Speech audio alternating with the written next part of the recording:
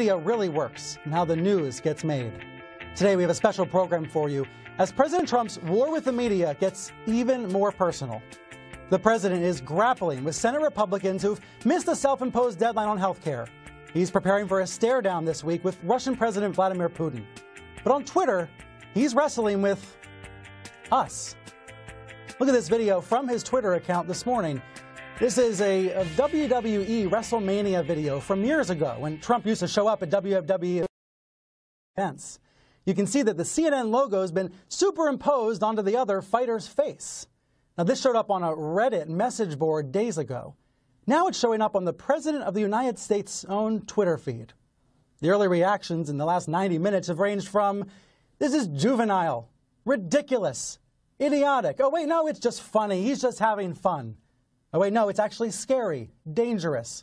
We've heard a wide range of reactions to this, and we have a panel standing by. But first, CNN's response. The strongest statement I've seen from CNN or any news outlet this year in response to the president's attacks. Quote, "It is a sad day when the President of the United States encourages violence against reporters.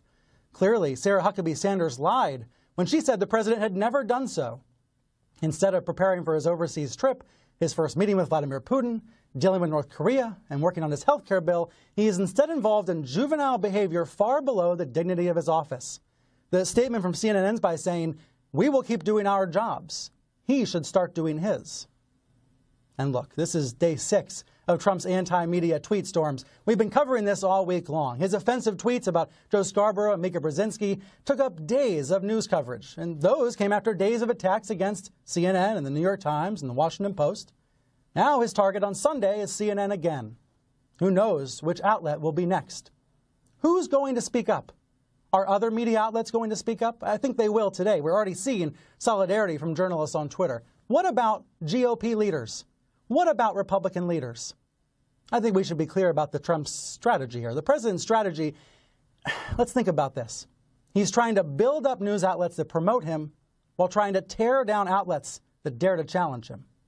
He is promoting his friends in the media, talking with friendly interviewers who won't ask him tough questions, while he's demeaning voices who criticize him. Now, don't take my word for it. Take his. At a private fundraiser this week, Trump asked the donors if he should sue CNN. And then he called CNN staffers, quote, "horrible human beings." And on Saturday, he continued his campaign against the broader media. Watch.